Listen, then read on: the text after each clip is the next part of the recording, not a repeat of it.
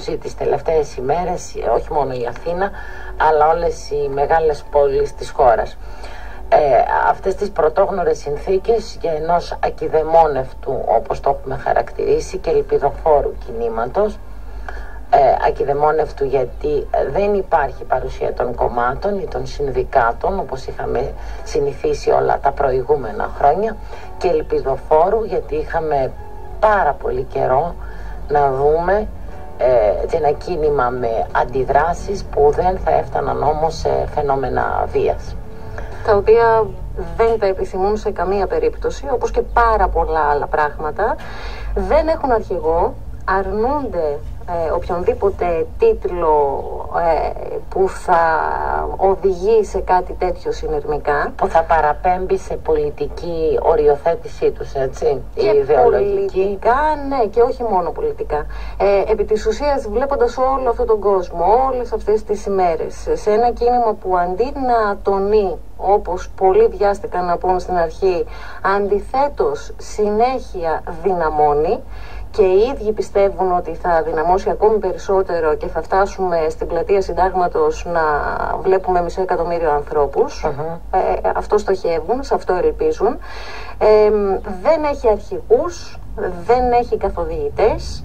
Έχουμε μιλήσει με τους ανθρώπους που, αν θες και λίγο τυχαία και στη συνέχεια πιο συνειδητά, ξεκίνησαν όλη αυτή την κινητοποίηση, αλλά πώς? Επιδεικνύοντας την ισχύ του ίντερνετ.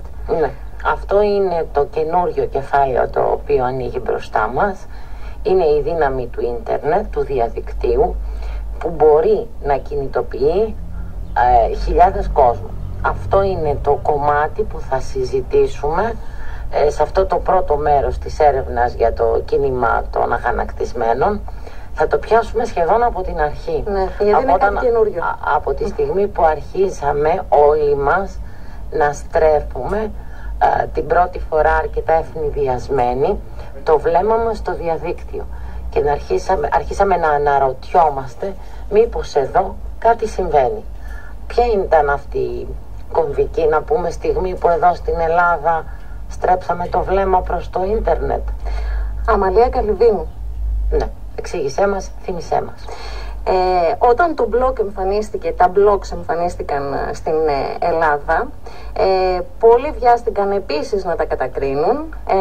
Πολύ περισσότεροι όμως βιάστηκαν μέσα από αυτά να βρουν τρόπο να εκφραστούν. Ένα νέο τρόπο έκφρασης. Ένας από αυτούς τους ανθρώπους ήταν η Αμαλία.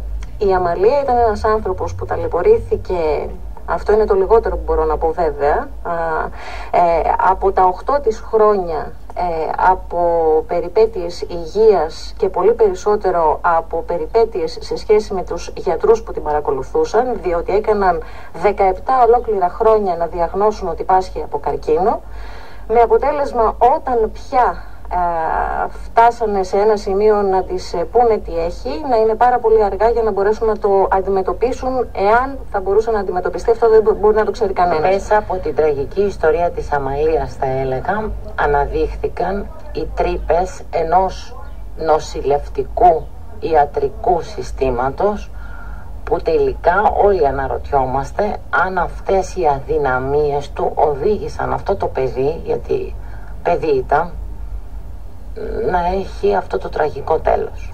Η Αμαλία 1,5 χρόνο πριν πεθάνει, ξεκίνησε να γράφει στο blog. Αισθανόταν ότι πνιγόταν, ήθελε να εκφραστεί. Πόσο χρονών ήταν? 30 χρονών. 30. Φιλόλογος η Αμαλία, με γνώσεις. Αποφάσισε μέσα από το blog που έφτιαξε, φακελάκι.blogspot.com, το οποίο εξακολουθεί να υπάρχει και να δέχεται σχόλια και μηνύματα από αναγνώστες, αποφάσισε να κάνει γνωστά όλα αυτά. Στην Ελλάδα μάθαμε όλα αυτά που βίωσε εκείνη με πάρα πολύ τραγικό τρόπο.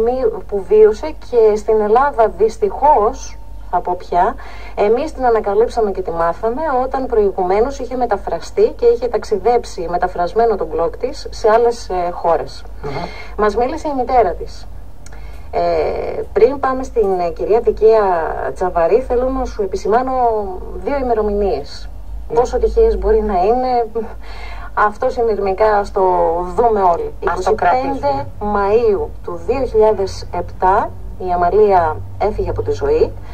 Η 1η Ιουνίου κάθε χρόνο είναι αφιερωμένη στο ίντερνετ ως ημέρα αφιερωμένη στην Αμαλία.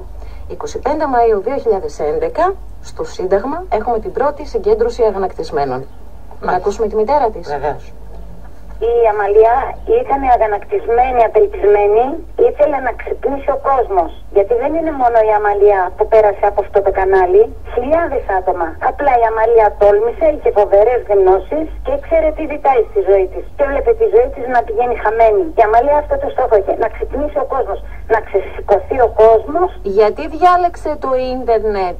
Δεν ήξερε ότι θα πάρει η Αμαλία τόση έκταση. Η Αμαλία είχε το blog, έπαιρνε απαντήσεις και ξαφνικά φούντωσε το blog. Από όταν ειδικά μπήκε το Reuters στη μέση, το μετέφρασε σε 7-8 γλώσσες πόσο και πήγε σε 37 χώρες. Και από παντού μετά έπαιρνε μηνύματα η Αμαλία. Η Αμαλία δεν ήξερε μετά σε ποιον να πρωτοαπαντήσει, ποιον να πρωτομιλήσει, ένα ευχαριστώ έλεγε στους πάντες. Αλλά με έλεγε η Αμαλία, μπαίνουν όλο και περισσότεροι, όλο και περισσότεροι μέσα. Πήραν χαμπάρι και οι πολιτικοί δικοί μας και ενδιαφερθήκανε τάχα μου. Είχε χαρεί για την ανταπόκριση αυτή? Ναι, γιατί αυτό ήθελε να πετύχει. Δεν πήγαινε στο μυαλό της ότι θα είχε αυτή την επιτυχία. Δηλαδή, σίγουρα είχε χαρεί και κάτι παραπάνω. Πήρε κάποια εκδίκηση, έβγαλε από μέσα της την ταλαιπωρία της. Θα το πω στα ίσια. Έβγαλε από μέσα της την αγανάκτησή της η Αμαλία. 4 χρόνια από τη στιγμή που έκανε την υποτροπή το πόδι της, άρχισε να καταλαβαίνει ότι γίνεται καμένο χαρτί. Για να ξυπνήσει ο κόσμος, αυτό είναι ο στόχος της Αμαλίας. Να μην κοιμόμαστε. Είμαστε ένα κομμάτι κρέας στα χέρια τους, μας βόσκουνε σαν γαλοπούλες. Έζησε πάρα πολλά στα νοσοκομεία η Αμαλία και εγώ μαζί. Όταν έγινε όλο αυτό στο blog της, το περάσανε κοινοβουλευτικό έλεγχο. Το φινάλε της ιστορίας ποιο ήτανε? Να μου στείλουν εμένα χαρτί από το πτεσματοδικείο να κάνω μηνύσεις στους γιατρούς. Εγώ έπρεπε να κάνω μηνύσεις στους γιατρούς ή να αναλάβει το κράτος ή η δικαιοσύνη? Εγώ μετά από θεομηνία μπόρεσα να κάνω μηνύσεις στα καθάρματα για να βρω δίκιο? Μόνο με ένα όπλο θα καθάριζα εγώ, με τίποτα άλλο. Ούτε λεφτά ούτε τίποτα δεν είχα. Γι' αυτό η Αμαλία δεν ήθελε να πει κανένας πολιτικός. Όλους τους αποπήρε από όλα τα κόμματα που την πήρανε. Κυρία Τζαβαρή, από το θάνατο της Αμαλίας και μετά το 2007 υπήρχε τεράστιο ενδιαφέρον και εξακολουθούσαν να γράφονται μηνύματα στο blog της και υπήρξαν... Αυτό θέλουνε. Στεναχωριέμαι και άμα τα διαβάζω και με πιάνουν τα κλάματα. Αυτό κάνω. Ο κόσμος ακόμα ενδιαφέρεται και το ξέρω. Εγώ συγκινούμαι. Μπορώ να πω να διαβάσω. Στεναχωριέμαι συνέχεια. Τι άλλο μπορώ εγώ να κάνω? Την Αμαλία δεν ξεχνάω με τίποτα. Η Αμαλία ήταν πολύ δυναμικό κορίτσι. Δύναμη ψυχή στα πάντα. Πιστεύετε ότι σήμερα θα κατέβαινε στον δρόμο να διαμαρτυρηθεί όπως τόσος κόσμος μέσα από μια κινητοποίηση που ξεκίνησε όπως και η δική της μέσα από το ίντερνετ? Άμα είναι για καλό θα το έκανε. Η Αμαλία δεν ήθελε σε κομματόσκυλα να μπλέξει. Θα το έκανε η Αμαλία άμα είναι για το καλό. Θα το έκανε και με τόλμη, όχι να πηγαίνει πίσω αν υποκομπάσα, πρώτη. Αλλά μια Αμαλία δεν φέρνει την άνοιξη. Άλλες 2-3 να ήταν, θα κάνανε δουλειά. Εγώ την έβλεπα, την ζούσα, έγραφε, έκανε προπόνηση στα τετράδια, την έβλεπα, τα διάβαζα, αλλά εντάξει. Εγώ δεν μπορούσα, δεν ήμουν άξια και ικανή να πω στην Αμαλία να βάλει μια σειρά. Ανώτερη από μένα, από πολύ μικρή. Και την έβλεπα εγώ και το καμάρωνα αυτό. Είμαι υπερήφανη για το παιδί μου.